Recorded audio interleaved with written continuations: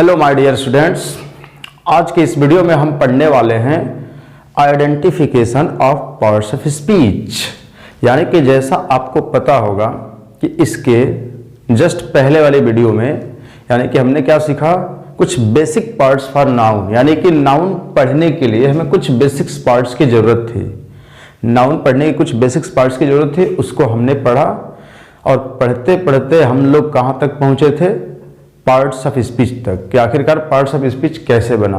तो वर्डों की अपने आप में पार्ट्स ऑफ स्पीच हो गई। अब उन वर्डों की पार्ट्स ऑफ स्पीच की आइडेंटिफिकेशन की बात करेंगे हम कि कैसे हम जानेंगे कि किसी सेंटेंस में दिया गया कौन सा पर्टिकुलर जो वर्ड है वो पर्टिकुलर वर्ड किस पार्ट्स ऑफ स्पीच में आता है। मतलब कौन सा वर्ड वो नाउन हो सकता है, प्रोनाउन हो सकता है, एडजेक्टिव हो सकता है, वर्ब हो सकता है, एडवर्ब हो सकता है, प्रीपोजिशन, कंजंक्शन या इंटरजेक्शन हो सकते हैं। आइए तो इस चीज को अब हम क्या करते हैं, यहाँ पे सीखते हैं। ठीक है, तो यहाँ हम बात करेंगे किस चीज की, पार्ट्स ऑफ स्पीच की आइडेंटिफिकेशन। तो बात करेंगे पार्ट्स ऑफ स्पीच और इस पार्ट्स ऑफ स्पीच की बात करेंगे आइडेंटिफिकेशन की। किसकी?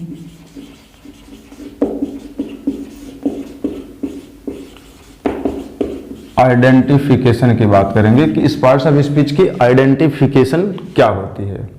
मतलब लिखा गया किसी वर्ड को हम कैसे जानेंगे कि वो क्या है। तो ये पार्ट्स ऑफ स्पीच में जो सबसे पहला पार्ट आता है उस स्पीच का, जिसका नाम होता है नाउन। क्या नाम होता है? नाउन। अब इस नाउन की अगर मैं बात कर लूं कि किसी वर्ड्स को हम कैसे जानेंगे कि वो नाउन है और नाउन आखिरकार है क्या, नाउन से हमारा मतलब क्या है, तो आप बोलेंगे नाउन से मतलब है नेमिंग वर्ड से। किससे? नेमिंग वर्ड, यानी कि नाम बताने वाले शब्द से, या द नेम ऑफ एनीथिंग, किसी भी चीज का नेम हो।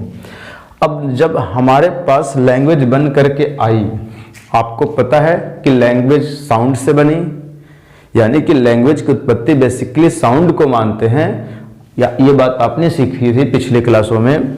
और साउंड को जब रिटन फॉर्मेशन दिए तो उसे हम लेटर्स कहते हैं, और लेटर को आपस में जब हम मिला करके उनके ग्रुप बना करके लिखे और उनकी कुछ मीनिंग बनी, उसे हम वर्ड कहते हैं। यहाँ तक सीखे और इस वर्ड के अपने आप में पार्ट्स ऑफ स्पीच बन गए। तो जब हमारे पास ये लैंग्वेज बन करके आई तो हमें सबसे पहले किस चीज की जरूरत पड़ी? जरूरत पड़ी कि जो हर एक चीज, क्या जरूरत पड़ी? कि जो हर एक चीज हमारे आसपास ये दिख रहा है, ठीक है ना, हर एक चीज जो हमारे आसपास दिख रहा है उसका कुछ ना कुछ नाम दे दिया जाए। सही बात है ना। सबसे पहले किसकी जरूरत पड़ी? कि हर एक चीज का कुछ नाम दिया जाए। जैसे जिस चीज से मैं लिख रहा हूं इसका कुछ नाम दिया गया होगा, आपको पता होगा, तो इसके नाम आप बताएंगे क्या है, तो बोलेंगे इसे मार्कर कहते हैं। इसमें कुछ हम लिक्विड डालते हैं जिससे हम लिखते हैं और जो इस पे लिखा जाता है, तो उसका भी कुछ ना कुछ नाम होगा, उसे हम इंक कहते हैं। ऐसे ही हमारे आसपास जो भी चीज दिखाई देती है, हर चीजों की जरूरत पड़े कि हम कुछ नाम दे दें, तो उसी नाम को हम बोलते हैं नेमिंग वर्ड। क्या आप समझ पा रहे हैं? और ये जो नाम हमें देने की जरूरत पड़ी तो कुछ उनमें ऐसी भी चीजें थी जो हमें दिखाई नहीं दे रही थी, फिर भी जरूरत पड़ी मुझे उस चीज की भी नाम देने की। जैसे अगर मैं बात करूं ऑनेस्टी, ऑनेस्टी मीन्स ईमानदारी। सपोज कीजिए आप, जैसे हमारे सामने कोई एक लड़का खड़ा है, ठीक, मैं कहूंगा इस लड़के के अंदर बहुत ज्यादा ईमानदारी है, ठीक, आप कहेंगे हाँ सर दिख रहा है कितना ईमानदारी है। मैं कहूंगा दिख रहा है, आपने कहा हाँ सर दिख तो रहा है। मैं कहूंगा देखकर बताइए कि उसके अंदर ईमानदारी कैसी है। तब कैसी का मतलब छोटी है, बड़ी है, पतली है, मोटी है, नीली है, काली है, पीली है, भूरी है, कैसी है। तब कहेंगे सर आप कैसी बात करते हैं, हम ऐसे थोड़ी ना बता पाएंगे ईमानदारी उसके अंदर कैसी है, वो दिखाई थोड़ी नहीं देगी। तब आपका माइंड खुलेगा और बोलेंगे हाँ सर ऑनेस्टी को देखा नहीं जा सकता है, मतलब ईमानदारी को देखा नहीं जा सकता है। ऐसे ही बैडनेस, बुराई को नहीं देखा जा सकता है। ऐसे गुडनेस, अच्छाई को नहीं देखा जा सकता है। ऐसे ही बहुत सारी चीजें हमारे पास आई जिसे दिखाई नहीं देता है। तो अगर हमने उस चीज का नाम नहीं दिया होता कि उसका नाम ईमानदारी है, उस लड़के के अंदर ईमानदारी है, तो क्या आप सोच रहे हैं कि उस बात को हम बोल पाते? आप सोचिए, मैंने उस चीज का नाम ईमानदारी अगर मैं नहीं दिया होता तो हम ये बात ही नहीं बोल पाते कि उस लड़के के अंदर ईमानदारी भरी है। किसी के अंदर अच्छाई है तो ये नहीं बोल सकते कि उसके अंदर अच्छाई है। तो सबसे पहले जो लैंग्वेज बन करके आई हमारे सामने, उनमें हर एक चीजों का जो हमारे आसपास दिखते थे या ना भी दिखते थे, जरूरत पड़ी मुझे उस चीज की नाम देने की। किस चीज की? उसका नाम देने की। और जो हमारे पास आए वो दो फॉर्म में, एक ऐसे थे जिन्हें हम विजुअल कहते हैं। विजुअल मतलब जो हमें दिखाई देते हैं, हमारे आसपास की जो चीजें दिखाई देती है उन्हें विजुअल कहते हैं। तो उनके नाम की जरूरत पड़ी। इनके अलावा कुछ ऐसी भी चीजें थी जो दिखाई नहीं देती थी, जैसे कि ऑनेस्टी, गुडनेस, बैडनेस, बात करेंगे एंगर, क्रोध, तो इसको हम बोलेंगे नॉन विजिबल। नॉन विजिबल, इनको हम यहां पे फील ओनली कह करके चलेंगे, जिन्हें हम केवल फील करते हैं। क्या करते हैं? फील। तो यहां से आप समझ पाए होंगे क्या कि जैसे मैं बात करूं पेन की, नाम पड़ा ना, दिखाई देता है। चेयर की, तो चेयर क्या हुआ? ये भी दिखाई देने वाली चीज है। लेकिन मैं बात करूं ऑनेस्टी की, तो क्या ये हमें दिखाई देगी? नहीं। मैं बात करूंगा गुडनेस की, क्या हमें दिखाई देगी? गुडनेस, अच्छाई, आप बोलेंगे ना सर नहीं दिखाई देगी। फिर बात कर लूं बैडनेस की, क्या ये हमें दिखाई देगी? आप बोलेंगे सर नहीं। फिर ऐसे ही मैं बात कर लूंगा जैसे एंगर की, क्रोध। अब कहेंगे सर क्रोध तो दिखता है। अरे क्रोध कहाँ दिखता है? क्रोधित इंसान आपको दिख सकता है, वो क्रोध है, होता कैसा है वो थोड़ी ना दिखता है। यानी कि ये सारी चीजें हम मतलब इसमें कुछ चीजें देख सकते हैं, कुछ नहीं देख सकते हैं। इन सारी चीजों की जरूरत पड़ी हमें नाम देने की। उसी नाम देने वाले वर्ड को नेमिंग वर्ड कहते हैं। तो जो किसी के नेम को बताए उसे हम नाउन कहकर चलेंगे। यहाँ पे हमने इनको मोटे तौर पे सीख लिया ताकि हम क्या कर सकेंगे, आगे की चीजों को अच्छे से समझ सकेंगे, कहीं प्रॉब्लम ना हो। बाकी जो नाउन का चैप्टर जब स्टार्ट होगा ना, जब नाउन चैप्टर स्टार्ट होगा उसमें इस चीज को और डीप में चल करके हम सीखेंगे। क्लियर? तो अब मैं अगले पार्ट्स ऑफ स्पीच की बात कर लूं तो चलिए, अगर आप कहते हैं तो मैं कर लेता हूं। तो अगला पार्ट्स ऑफ स्पीच इसके बाद क्या आने वाला है? आप बोलेंगे सर प्रोनाउन आने वाला है। क्या आने वाला है?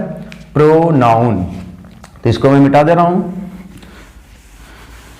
अब यहां हम बात करेंगे किस चीज की? प्रोनाउन की, आइडेंटिफिकेशन की। प्रोनाउन को कैसे आइडेंटिफाई करते हैं, ठीक है?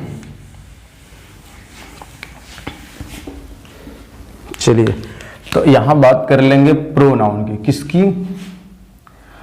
Pronoun, P R O, pronoun. अगर इसको ना आप बहुत ध्यान से इस वर्ड को अगर आप समझने की कोशिश करें कि प्रोनाउन है क्या, तो आप ये देखेंगे कि ये प्रो प्लस में नाउन, ये दो चीजों से मिलकर के बना है प्रो प्लस नाउन।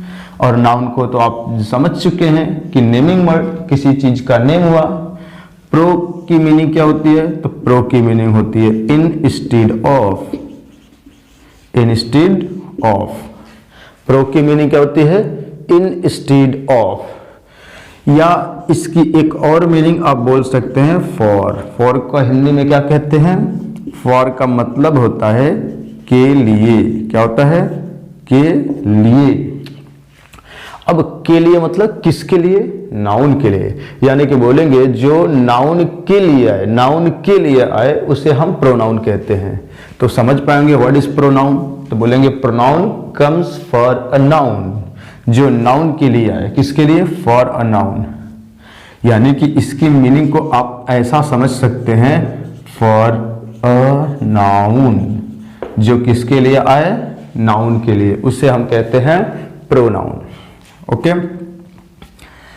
अब जहां जहां पे हमारा नाउन यूज होता है ना, वहां पे हमारा प्रोनाउन यूज हो सकता है। जैसे मैं आपके सामने लिखूंगा यहां पे कि Ram is a boy. Ram क्या है? एक बॉय, यानी कि एक लड़का है।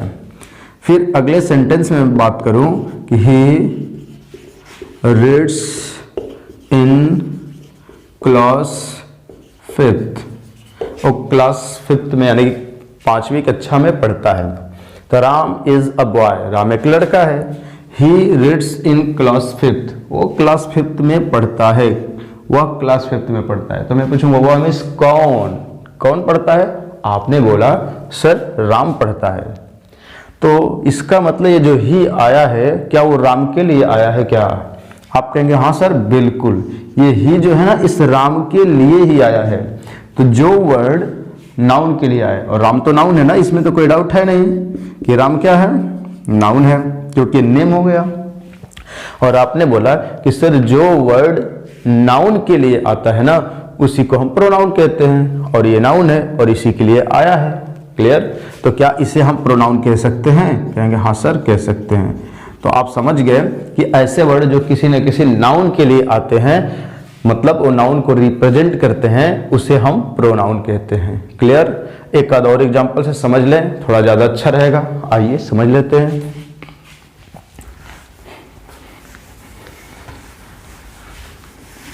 एक आध और एग्जांपल लिखते हैं जिसमें आप बताने की कोशिश मुझे करेंगे कि आखिरकार प्रोनाउन क्या है। ठीक है?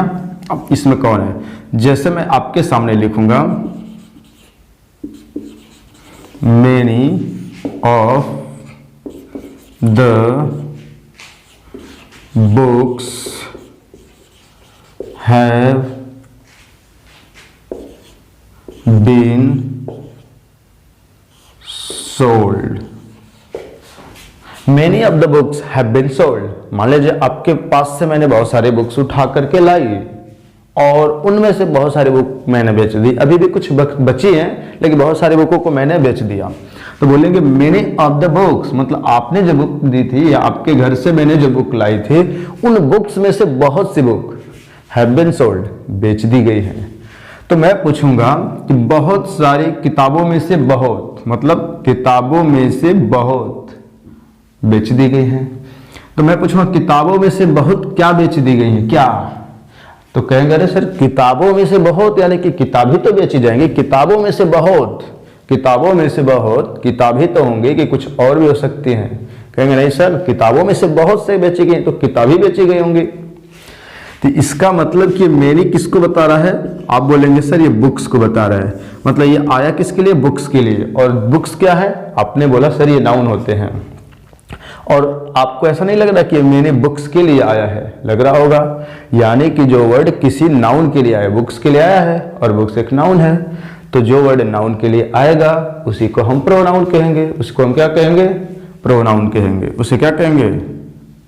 प्रोनाउन। ठीक है? तो यहां पे बुक्स क्या हुआ? बुक्स नाउन और मैंने क्या हो गया? प्रोनाउन। ये क्या हो गया? प्रोनाउन। ये क्या हुआ? प्रोनाउन। तो आपने समझ लिया क्या? आपने क्या समझा कि बुक्स नाउन है और नाउन के लिए मेनी आया है इसलिए प्रोनाउन है। एक आध और एग्जांपल, एक और लिख लेते हैं। जैसे आएगा some of the girls have come, लड़कियों में से कुछ आई हैं। Some of the girls means लड़कियों में से कुछ। तो मैं पूछूंगा लड़कियों में से कुछ आई हैं, तो कुछ क्या आएंगे लड़कियों में से? लड़कियों में से कुछ आई हैं तो लड़कियों में से लड़कियां ही तो आएंगी। जाहिर सी बात है कि लड़कियों में से कुछ आई हैं तो लड़कियों में से क्या आएंगी? लड़कियां ही आएंगी। तो ये सम किसको बता रहा है? किसके लिए आया है? तो कहेंगे सर ये गर्ल्स के लिए आया है, मतलब ये गर्ल को बता रहा है। बता रहा है नहीं, बता रहा है गर्ल्स को। तो गर्ल्स क्या है? आपने बोला सर ये एक नाउन हुआ ना। तो यानी कि ये जो वर्ड है इस नाउन के लिए आया है। तो जो वर्ड नाउन के लिए आ जाए उसी को हम प्रोनाउन कहते हैं। ऐसा कह सकते हैं हम कि सम जो है ये एक प्रोनाउन है, कह सकते हैं। यानी कि हमने मोटे तौर पे आपको पार्ट्स ऑफ स्पीच की आइडेंटिफिकेशन बताने की कोशिश की, मतलब कर रहे हैं अभी। ठीक है? तो इसमें मैंने नाउन के बारे में बताया और प्रोनाउन के बारे में। और मैं ये आशा करता हूँ आपसे कि आप यहाँ तक मेरे बातों को समझ पाए होंगे कि एक प्रोनाउन है, ये भी एक प्रोनाउन है। क्यों? क्योंकि ये किसी नाउन के लिए आ रहा है, गर्ल्स के लिए आ रहा है, ये किसके लिए आ रहा है, बॉयज बुक्स के लिए आ रहा है। तो ऐसे आप समझ पाए होंगे कि प्रोनाउन क्या है। अब जस्ट इसके आगे यानी कि इसके जस्ट बाद की कौन सी टॉपिक आती है? नाउन हो गया और प्रोनाउन, इसके बाद आता है एडजेक्टिव। तो हम बात करते हैं एडजेक्टिव की। किसकी बात कर लेते हैं? एडजेक्टिव की। देखते हैं कि आखिरकार एडजेक्टिव होता क्या है, उसे हम कैसे आइडेंटिफाई करते हैं। हम देखते हैं कि उसे कैसे आइडेंटिफाई करते हैं। चलिए, तो अगली हेडिंग आप बनाएंगे, ऐसे प्यारी सी एक हेडिंग बनाएंगे, एडजेक्टिव।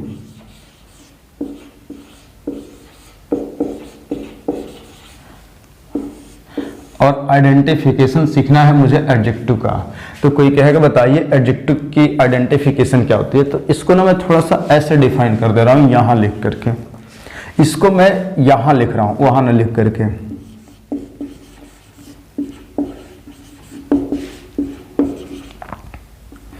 और इसको डिफाइन करेंगे, जो एडजेक्टिव क्या होता है तो बोलेंगे जो क्वालिफाइज करता है, मतलब बोलेंगे an adjective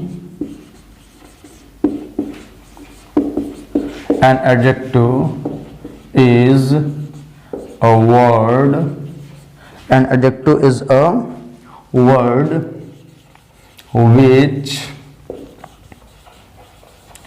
qualifies a noun or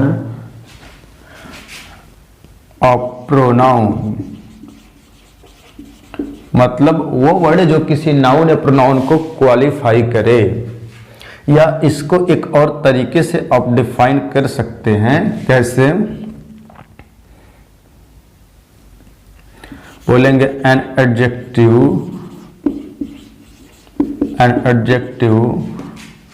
ads, ऐसे स्मॉल से लिखिए, एन एडजेक्टिव एड्स समथिंग। इसे क्या बोलते हैं? समथिंग। क्या बोलते हैं? समथिंग।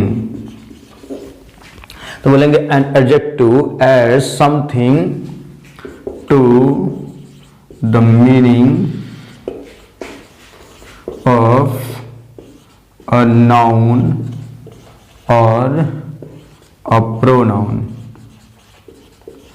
यानी कि एडजेक्टिव क्या होते हैं? तो बोलेंगे एडजेक्टिव एड्स करता है, मतलब कुछ जोड़ता है। एड समथिंग मीन्स कुछ जोड़ता है, किसमें? To the meaning of a noun और अ प्रोनाउन, मतलब किसी नाउन या प्रोनाउन के मीनिंग में कुछ ऐड कर देगा। ठीक है, उससे हम एडजेक्टिव कहेंगे। क्लियर? अब यहां ना हम कुछ एग्जांपल से इनको समझने का प्रयास करेंगे। ओके, जैसे मैं लिखूंगा ही इज, जैसे मैंने आपको ऐसा लिखा कि आई बॉट बुक्स, मैंने बुक्स खरीदी। ठीक है, आई बॉट बुक्स, मैंने किताबें खरीदी। अब आपको पता है कि ये एक वर्ब है, ये जो है एक सब्जेक्ट यानी कि क्या है? नाउन बोल सकते हैं, यानी कि सब्जेक्ट यानी कि नाउन है। ठीक है, और नाउन नहीं, ये तो प्रोनाउन है। ये क्या है? प्रोनाउन है। और ये क्या है? बुक्स, ये एक नाउन हुआ। अब इसमें कुछ डिटेल्स जो ऐड करेगा यहाँ पे कुछ क्या करेगा? डिटेल्स ऐड करने वाला कोई वर्ड लगा देंगे, उसी को हम एडजेक्टिव कहेंगे। जैसे इसके जस्ट नीचे मैं एक एग्जांपल लिखने की कोशिश कर रहा हूं, आई बॉट सम बुक्स, मैंने कुछ किताबें खरीदी। I bought some books. तो देखिए, ये हुआ आपका सब्जेक्ट, ये हुआ वर्ब, और ये हुआ नाउन। क्या हुआ? नाउन। और आपको ऐसा नहीं लग रहा है कि ये जो लिखा गया वर्ड है ये इस नाउन में डिटेल सेट कर रहा है? मतलब मैंने बुक्स तो खरीदी, पर कितनी खरीदी? सम बुक्स, कुछ किताबें खरीदी। यानी कि इस बुक्स की मीनिंग को ये बढ़ा दे रहा है। बुक्स तो खरीदी, लेकिन कितनी? कुछ बुक्स खरीदी। तो यही तो लिखा गया जो एड्स करता है। समथिंग मीन्स कुछ ऐड कर दे, किसमें? नाउन और प्रोनाउन के मीनिंग में, उसी चीज को हम एडजेक्टिव कहते हैं। तो क्या आप इसे एडजेक्टिव बोल सकते हैं? तो आपने कहा सर बिल्कुल बोल सकते हैं। बताइए बोल सकते हैं या नहीं? आपने कहा बिल्कुल बोल सकते हैं। तो आई बॉट सम बुक्स, यहां पे सम क्या हुआ? एडजेक्टिव। क्या हुआ? एडजेक्टिव। क्यों हुआ? क्योंकि इसने क्या किया? इसमें कुछ ऐड किया। क्या किया? कुछ ऐड किया। ठीक है, तो आई बॉट सम बुक्स। और मैं आपके सामने एक और एग्जांपल लिखूं? आपने कहा हाँ सर लिखिए। चलिए लिखते हैं। आई बॉट न्यू बुक्स, मैंने क्या किया? आई बॉट न्यू बुक्स, मैंने नई किताबें, न्यू बुक्स, मैंने कैसी किताबें खरीदी? न्यू बुक्स खरीदी। आई बॉट, मैंने खरीदी, न्यू बुक्स मतलब नई किताबें।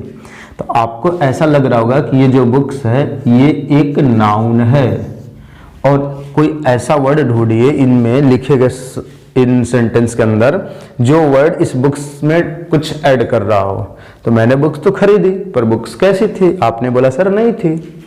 कैसी थी? नई, यानी कि न्यू बुक्स खरीदा।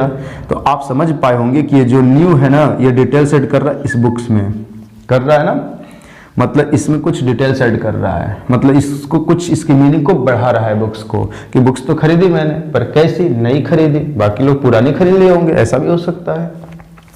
तो आई बॉट न्यू बुक्स, मैंने नई किताबें खरीदी। तो ये न्यू क्या हो रहा है? एडजेक्टिव। क्यों? क्योंकि इस नाउन में डिटेल्स ऐड कर रहा है। तो हम न्यू को बोल सकते हैं ये एक एडजेक्टिव हुआ।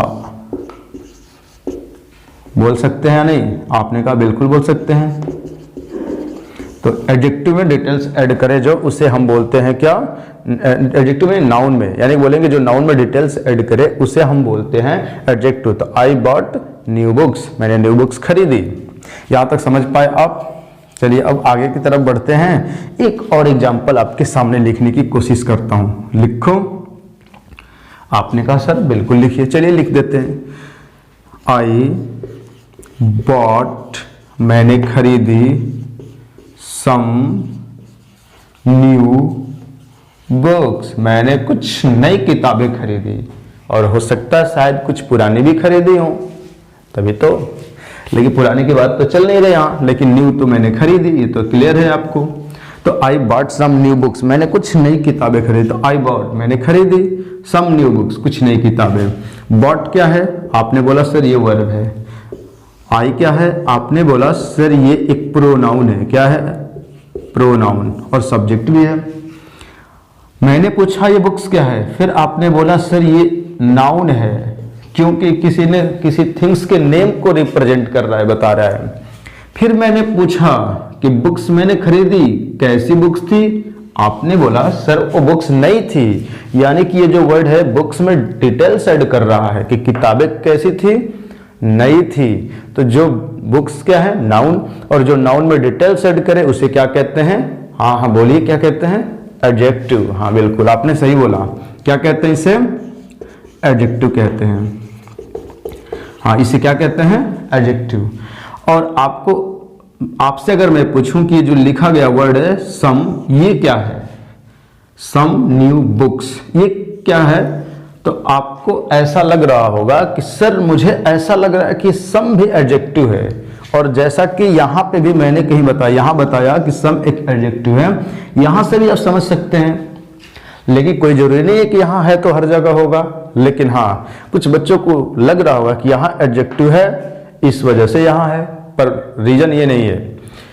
रीजन ये है कि ये नाउन में डिटेल सेट कर रहा है। कहेंगे सर ये न्यू भी इस नाउन में डिटेल सेट कर रहा है, और क्या ये सम भी इसमें डिटेल सेट कर रहा है? क्या मैं कहूंगा बिल्कुल। यानी कि मैंने कुछ किताबें खरीदी, जो किताबें कैसी थी? नई। तो मैंने बुक्स खरीदी, बुक्स कैसी थी? आपने बोला सर न्यू थी। लेकिन कितनी खरीदी? सम बुक्स, कुछ खरीदी। तो आपको ऐसा लग रहा है कि ये भी इसमें डिटेल सेट कर रहा है। यानी कि एक नाउन के अंदर दो या दो से अधिक या एक भी मतलब एक या दो या तीन, कितना हो भी वर्ड आकर के डिटेल सेट कर सकते हैं, और वो वर्ड एडजेक्टिव होंगे। क्लियर? यानी कि यहां से मेरा कहने का तात्पर्य यह है कि एक नाउन को एक से ज्यादा एडजेक्टिव क्वालिफाई कर सकते हैं या उसमें डिटेल्स ऐड कर सकते हैं, लेकिन जब ज्यादा नाउन आएंगे तो इनका ऑर्डर क्या होगा, मतलब सबसे पहले मैं किस एडजेक्टिव को लिखूंगा, उसके बाद किस एडजेक्टिव को, उसके बाद किसको, उसके बाद किसको। तो इनके ऑर्डर मायने रखते हैं कि पहले कौन सा आना चाहिए। मतलब एक नाउन को क्वालिफाई करने के लिए एक से ज्यादा अगर एडजेक्टिव आए तो उन एडजेक्टिव के ऑर्डर क्या होने चाहिए, क्रम क्या होना चाहिए कि किसके बाद कौन सा आना चाहिए। इस चीज को हम एडजेक्टिव के टॉपिक में, यानी कि जब हमारा एडजेक्टिव टॉपिक स्टार्ट होगा उसमें इस चीज का स्टडी करेंगे ना। अभी तो हमारा ये कौन सी टॉपिक चल रही है, पार्ट्स ऑफ स्पीच की आइडेंटिफिकेशन की चल रही है, किसमें हमने सिर्फ पार्ट्स ऑफ स्पीच को आइडेंटिफाई कर लेना है छोटे तौर पे, फिर डिटेल में हर एक टॉपिक को हम चल के गहराई में पढ़ेंगे। तो यहाँ पे सम को आप बोल सकते हैं कि सर ये भी एडजेक्टिव है, बोल सकते हैं या नहीं? हाँ बिल्कुल बोल सकते हैं। तो यानी कि दो एडजेक्टिव मिलकर एक नाउन में डिटेल्स ऐड कर रहे हैं यहाँ पे, समझे? तो समझ गए होंगे कि एक नाउन को क्वालिफाई करने के लिए दो या एक से ज्यादा एडजेक्टिव आ सकते हैं, समझ रहे होंगे। अब मैं सोच रहा हूं कि एक और एग्जाम्पल आपके सामने लिखूं इन सबको इरेज करने के बाद, तो लिख दूं, ठीक है? आइए इन सारी चीजों को यहां से ना हम हटा करके एक और लिख देते हैं एग्जाम्पल, जिससे आप अच्छे से समझ पाएंगे कुछ और भी एक्स्ट्रा चीजें जो कि उसकी जरूरत तो मुझे पड़ेगी एडजेक्टिव के अंदर। फिलहाल यहां पे मैं आपको बता दे रहा हूं।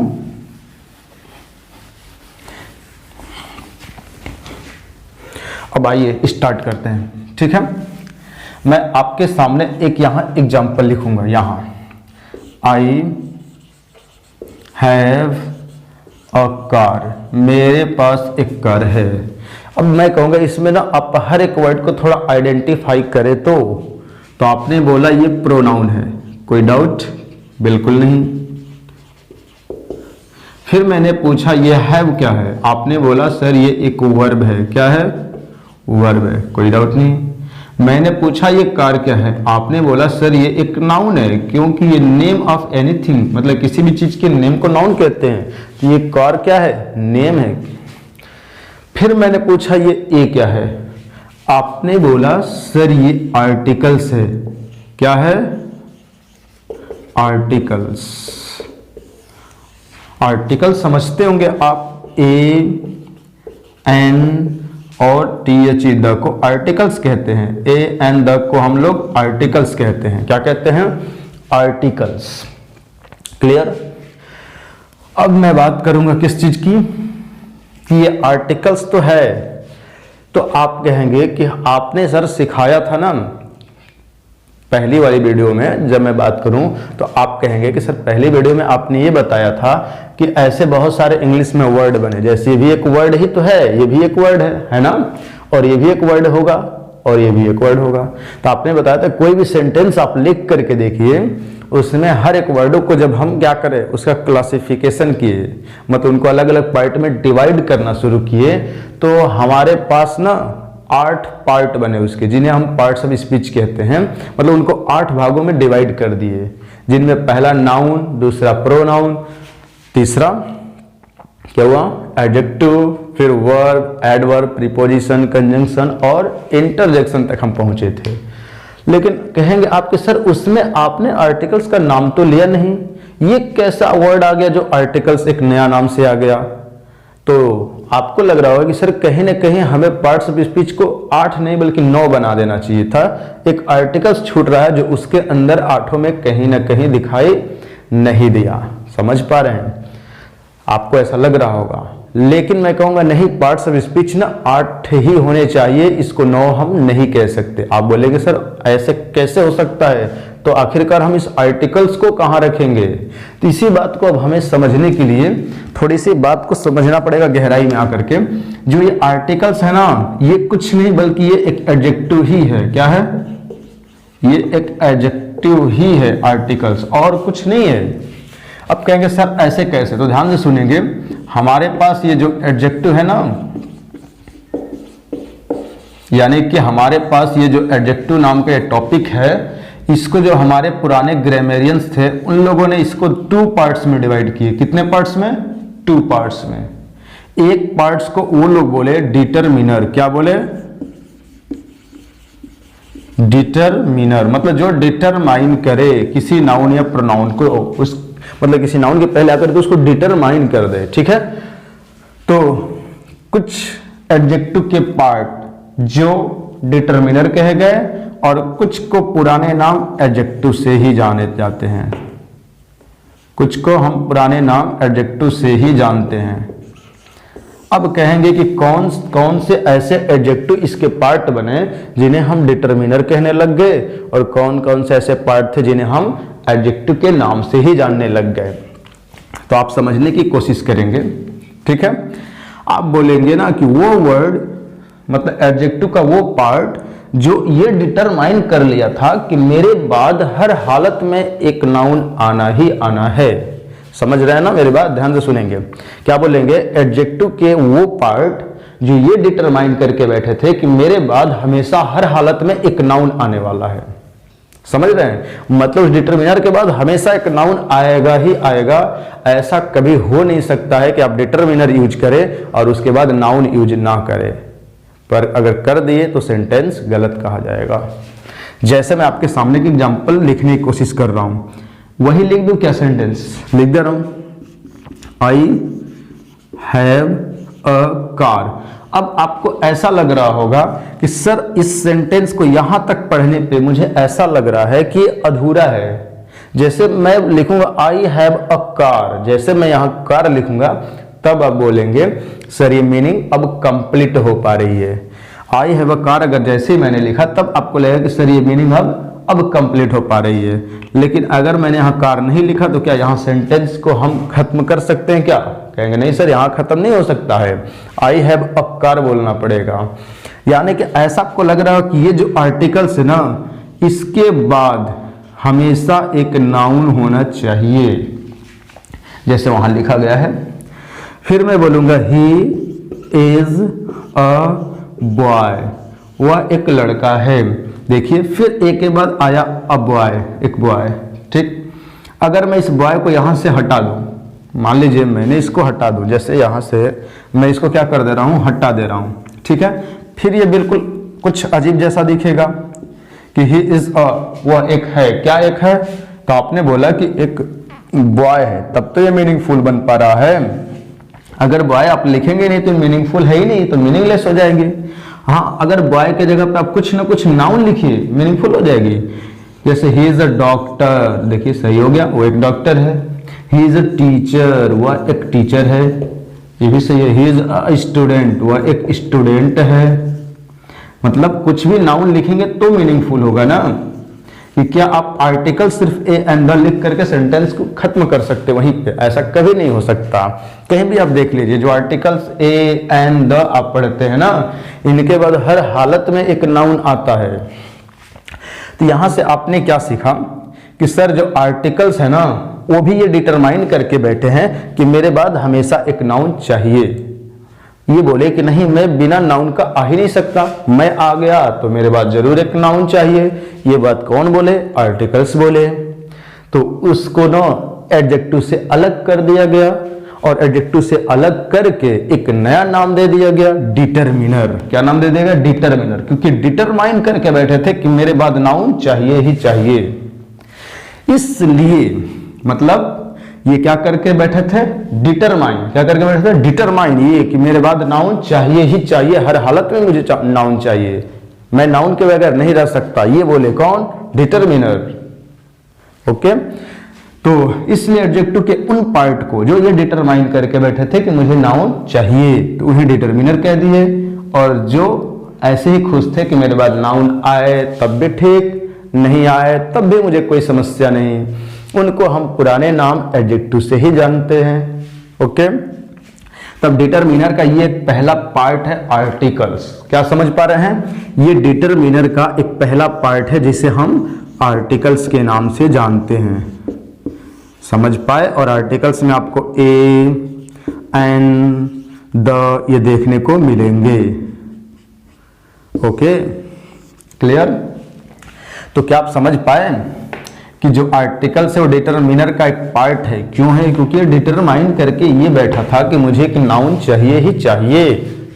तो क्या आप कभी ऐसा कोई सेंटेंस लिख पाएंगे जिनमें आप आर्टिकल्स ए, एन, द का यूज करें और उसके बाद आप कभी नाउन ना लिखें?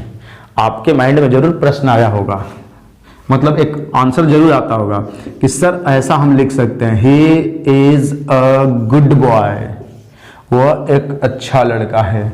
आप बोलेंगे सर ये डिटरमिनर आप बोल रहे हैं, इसके बाद तो ये नाउन नहीं आया है, ये तो एडजेक्टिव ही है, उसी का दूसरा पार्ट। मैं कहूंगा, मैं ये नहीं कहा कि इसके जस्ट बाद ही नाउन आए, इसके जस्ट बाद भी आ सकता है। और यहां से एक ब्लॉक शुरू होता है। क्या शुरू होता है? एक ब्लॉक। ब्लॉक जानते हैं? ये एक ब्लॉक शुरू होता है। और आर्टिकल्स के बाद जो ब्लॉक शुरू होता है ना, तो उस ब्लॉक का जो लास्ट वर्ड होता है वो नाउन होता है, यानी कि बॉय नाउन होगा। तो इसके बाद ऐसा हो नहीं सकता कि नाउन नहीं आएगा, आएगा, लेकिन कोई जरूरी नहीं कि इसके जस्ट बाद वाला ही नाउन होगा। इसका नाउन ये है, जो इस ब्लॉक का लास्ट वर्ड होगा, अंतिम वर्ड, उसको हम क्या कहेंगे? नाउन कहेंगे। और नाउन में जो डिटेल्स ऐड कर दी, भी तो कर रहा है कि बॉय कैसा अच्छा है, कितना एक बॉय, वो एक अच्छा लड़का है। तो ये एडजेक्टिव हुआ, और एडजेक्टिव ये भी है, एडजेक्टिव ये भी है, लेकिन अब ना ये डिटरमाइन करके बैठा था कि मुझे नाउन चाहिए, तो इसलिए एडजेक्टिव ना कह करके इसे हम लोग आर्टिकल्स कहते हैं। क्या कहते हैं? आर्टिकल्स। समझ रहे हैं? और आप चाहें तो ऐसा भी सेंटेंस लिख सकते हैं, he is a very good boy, very good boy, वह एक बहुत ही अच्छा लड़का है, बहुत। अब आपको यहां आर्टिकल्स दिखाई दिया, दिख रहा है ना? आर्टिकल्स दिखा, और यहां से एक ब्लॉक शुरू हुआ, और इस ब्लॉक का लास्ट वर्ड कौन है? आपने बोला सर इस ब्लॉक का लास्ट वर्ड बॉय है, और बॉय क्या है? आपने बोला सर ये एक नाउन है। अब आप क्लियर हो रहे होंगे कि हाँ सर, जब भी आर्टिकल्स आते हैं ना, अपने बाद हमेशा एक नाउन लेकर के आते हैं, और उस ब्लॉक का जो लास्ट वर्ड होगा वो नाउन होगा, और नाउन से ठीक पहले जो आकर उसे क्वालिफाई करे एडजेक्टिव होगा, और एडजेक्टिव के ठीक पहले आकर के जो एडजेक्टिव में डिटेल सेट करे वो एडवर्ब होगा, जिसकी चर्चा हम आगे कर लेंगे। ठीक है, क्लियर हुआ? अभी भी कोई माइंड में डाउट रह गया हो, आपके माइंड में अभी भी अगर कोई डाउट रह गया हो तो आप मुझे कमेंट करके बताएंगे, उसको किसी नेक्स्ट वीडियो में, मतलब इसके जस्ट बाद वाली वीडियो में मैं उसको देख लिया करूंगा। ओके, अगर कहीं भी डाउट हो तो जरूर आप बताइएगा। लेकिन मुझे ऐसा लग रहा है कि आपके माइंड में एक डाउट होगा, होगा नहीं, लेकिन हो सकता है अगर ज्यादा गौर से सोचे तो।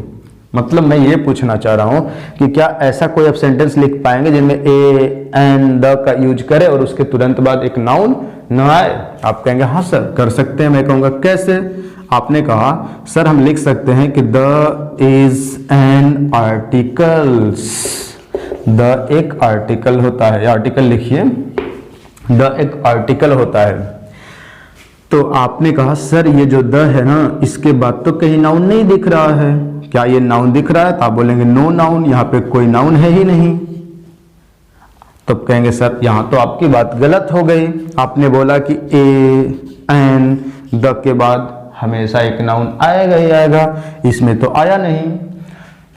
तो ध्यान से सुनेंगे, यहां जो द यूज हुआ है ना, ये एक आर्टिकल्स के तौर पे नहीं यूज हुआ है, ये एक नाउन के तौर पे यूज हुआ है। आपने क्या सीखा नाउन का? कि ये एक नेमिंग वर्ड होता है। नेमिंग वर्ड मतलब यहाँ पे एक नेम के जैसे सिर्फ यूज हुआ है कि the is an article, the एक आर्टिकल है।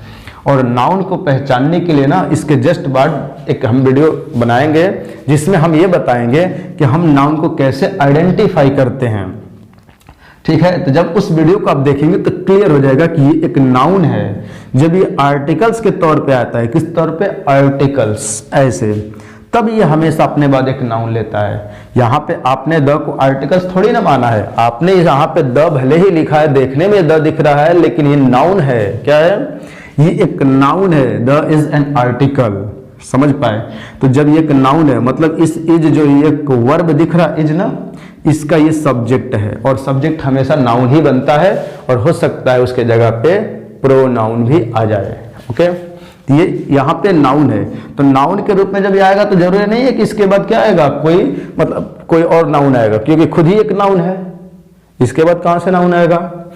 जब ये आर्टिकल्स के तौर पे आएंगे ए एंड द, तब उन्हें नाउन कहेंगे। आपके माइंड में डाउट हो रहा होगा, मुझे पता है क्या कि आपके माइंड में ये डाउट हो रहा होगा क्या कि सर हमें कैसे पता चलेगा कि ये नाउन है कि क्या है। तो इसीलिए तो आगे आप नेक्स्ट वीडियो का इंतजार करें, उसमें हम इस बात की चर्चा बहुत डिटेल में करेंगे कि किसी भी वर्ड को हम कैसे आइडेंटिफाई करें कि वो नाउन है। नाउन जब स्टार्ट होगा तो फिर प्रोनाउन स्टार्ट होगा तो प्रोनाउन को डिटेल में करेंगे, फिर एडजेक्टिव स्टार्ट होगा तो एडजेक्टिव को करेंगे। यहाँ पे हमको इसको छोटे और मोटे तौर पे देख रहे हैं ताकि आगे पढ़ने वाले चैप्टर में हमें कोई समस्या न आए। ओके, चलिए आइए देखते हैं। आइए तो आप समझ पाए होंगे कि, रुकिए अभी पूरी बात तो आपने समझा नहीं, मैं इसको इरेज कर दिया, ध्यान से सुनेंगे। मैं इसको फिर से लिख रहा हूं, क्या कर रहा हूं, फिर से लिख रहा हूं। इसको क्या लिखे थे आप, एडजेक्टिव, और इसे डिटरमिनर। ओके, और आपने ये सीखा कि जो डिटरमिनर है इनमें जो एक पार्ट होता है इसका आर्टिकल्स होता है, जिसको हम ए एंड द के नाम से जानते हैं, ए एंड द। ठीक, क्या इनके अलावा कुछ और भी वर्ड हैं जो ये डिटरमाइन करके बैठे थे कि मेरे बाद हमेशा एक नाउन चाहिए ही चाहिए? आप सोचिए, थोड़ा सोचिए, गौर कीजिए उस पर। देखिए वो ऐसे मैं तो बता ही दूंगा आपको, ठीक है ना, लेकिन आप भी एक बार क्या करेंगे, सोचने का प्रयास करेंगे। देखिए जैसे मैंने लिखा, ही इज माई ब्रदर, वह मेरा भाई है, वह मेरा भाई है। अब ब्रदर क्या है, आपने बोला सर ये एक नाउन है। मैंने कहा क्या कभी ऐसा कोई सेंटेंस आप देखे हैं जिनमें आप माई को यूज करें और उसके बाद आप एक नाउन न यूज करें? आपने सोचने की कोशिश की ना, और उसमें आपने पाया कि सर नहीं, आज तक तो मैंने ऐसा सेंटेंस ही नहीं देखा जिसमें माई लिखे और उसके बाद एक नाउन न आए। यानी कि इस माई के बाद भी हमेशा एक नाउन आता है। मतलब ऐसे लिखेंगे, ही इज माई ब्रदर, या दिस इज माई बुक भी कर सकते हैं, दिस इज माई बुक, या मेरी किताब है। देखे माई के बाद बुक लिखा, बुक नाउन है। क्या आप यहां से बुक को हटा देंगे? जैसे मान लीजिए सपोज कीजिए आप कि मैं इस बुक को मैं क्या करता हूं, यहां से हटा देता हूं, तो क्या ये सेंटेंस सही हो जाएगा कि दिस इज माई, या मेरा है? क्या ये तो गलत हो जाएगा। तब कहेंगे नहीं सर ये गलत हो जाएगा। इसको सही करने के लिए दो काम करने पड़ेंगे, माई को आप माइन में चेंज करें, या माई को वैसे ही रहने दें और इस माइन की जगह पे माइन को हटा करके माई को वैसे ही रहने दें और इसके बाद एक नाउन यूज कर लें, बुक्स। तब तो सही हो जाएगा कि this is my books, books नहीं बुक थी ना, this is my book. Books भी हो सकता था, बहुत सारी किताबें हो तो, लेकिन यहाँ दीज भी करना पड़ेगा ना, क्योंकि दिस है तो एक की बात हो रही है। दीज होता तो these are my books. Okay, तो दिस इज माई बुक, और माई क्या है, ये भी डिटरमाइन किया है कि मेरे बाद हमेशा एक नाउन चाहिए। और योर हो गए, मतलब आई से माई बना, यू से योर बना, वी से आवर बना, ही से हिज बना, सी से हर बना, इट से इट्स बना, दे से देयर बना। यानी कि जितने पजेसिव एडजेक्टिव हैं इन्हें हम पजेसिव एडजेक्टिव कहते हैं। इनकी भी चर्चा हम कहाँ पे करेंगे, एडजेक्टिव के टॉपिक में ही करेंगे। तो ये पजेसिव एडजेक्टिव हुए, इनके बाद भी हमेशा क्या आते हैं, नाउन। तो आप समझ रहे होंगे कि एडजेक्टिव के ही कुछ ऐसे पार्ट्स हैं जो ये डिटरमाइन करके बैठे थे कि मेरे बाद नाउन चाहिए, जिनमें आपने देखा पहला आर्टिकल्स और दूसरा आपको दिखाई दिया पजेसिव एडजेक्टिव। ओके, तो आपने लिखा कि सर जो पजेसिव एडजेक्टिव होते हैं क्या होते हैं, पजेसिव एडजेक्टिव, वो पजेसिव एडजेक्टिव भी ये डिटरमाइन करके बैठे होते हैं कि मेरे बाद हमेशा एक नाउन चाहिए। ओके, क्या इनके अलावा भी कोई और भी वर्ड हैं जो ये डिटरमाइन किए थे कि मुझे नाउन चाहिए? तो हाँ, इनके बाद भी हैं। मैं पूछूंगा कौन है, आपने बोला सर डेमोन्स्ट्रेटिव एडजेक्टिव हैं। जैसे मैंने लिखा this book is mine, this book is mine. और देखिए दिस क्या है, आपने बोला डेमोन्स्ट्रेटिव एडजेक्टिव है, और इस डेमोन्स्ट्रेटिव एडजेक्टिव के बाद देखिए एक बुक आया है, और जो बुक है ये क्या है, एक नाउन है। तो आपने समझा कि डेमोन्स्ट्रेटिव एडजेक्टिव के बाद भी हमेशा एक नाउन आता है।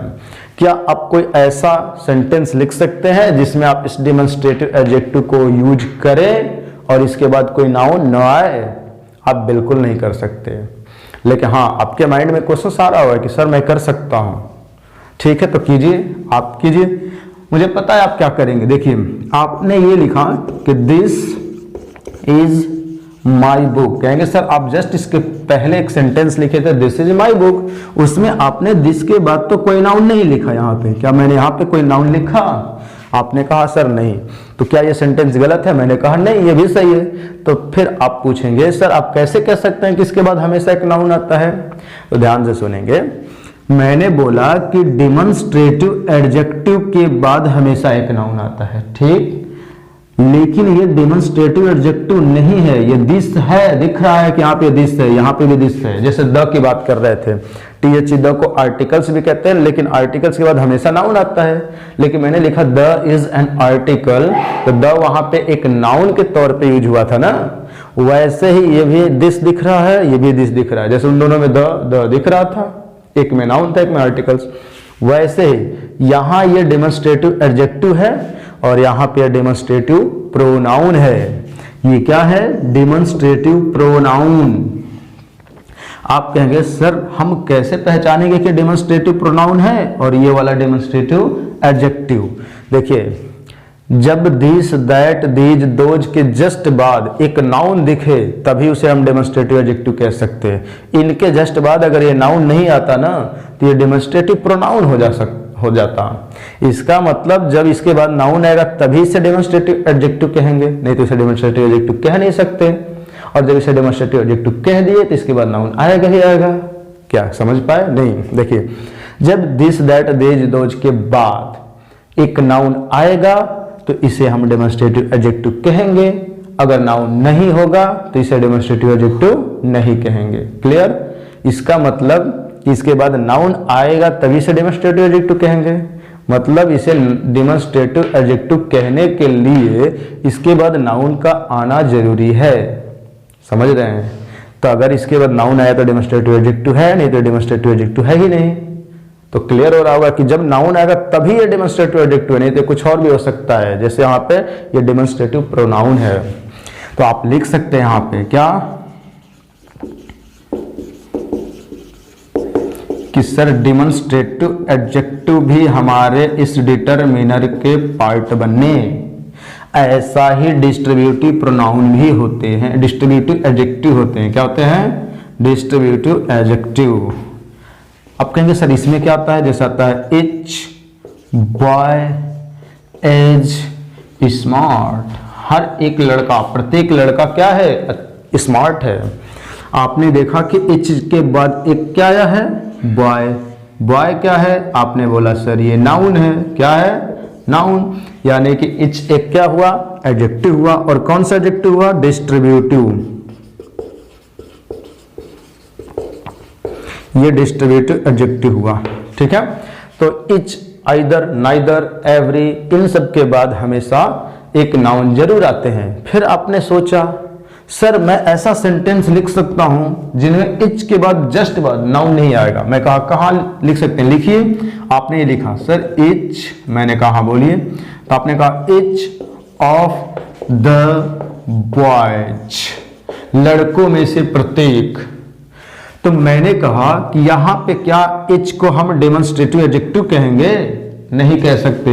यहां पे इच को हम क्या कहेंगे? डेमोन्स्ट्रेटिव प्रोनाउन कहेंगे। प्रोनाउन। इसका मतलब आपके माइंड में एक प्रश्न आ रहा होगा कि क्या सर जैसे डेमोन्स्ट्रेटिव एडजेक्टिव में दिस दैट दीज दोज को डेमोन्स्ट्रेटिव एडजेक्टिव कहने के लिए इसके बाद नाउन का आना जरूरी है, क्या यहाँ पे भी जरूरी है क्या कि इच के बाद नाउन आएगा तभी से डेमोन्स्ट्रेटिव एडजेक्टिव कहेंगे? मैं कहूंगा बिल्कुल वही बात है यहाँ पे भी कि इच, आइदर, नाइदर, एवरी के बाद, मतलब इसके जस्ट बाद एक नाउन दिखे बाद अगर बोलेंगे तो ये भी तो आया इसके बाद में ही है, लेकिन इसके जस्ट बाद की बात कर रहे हैं, मतलब इसके तुरंत ठीक इसके बाद, ठीक है, इसके ठीक बाद एक नाउन आएगा तो इसे डेमोन्स्ट्रेटिव एडजेक्टिव कहेंगे। इसके बाद नाउन आया है लेकिन इसके ठीक बाद नहीं आया, यहाँ पे ऑफ एक प्रीपोजिशन आया है, इस प्रीपोजिशन का ये ऑब्जेक्ट है, इसकी चर्चा हम बाद में करेंगे, ठीक है। तो यहाँ पे इसको हम डेमोन्स्ट्रेटिव प्रोनाउन कहेंगे। क्या कहेंगे? डेमोन्स्ट्रेटिव प्रोनाउन, यानी कि इसे डेमोन्स्ट्रेटिव नहीं डिस्ट्रीब्यूटिव, मैंने डेमोन्स्ट्रेटिव बोल दिया, इसे क्या बोलेंगे? डिस्ट्रीब्यूटिव बोलेंगे, मैंने ध्यान नहीं दिया, ठीक है। इसको क्या बोलेंगे? डिस्ट्रीब्यूटिव।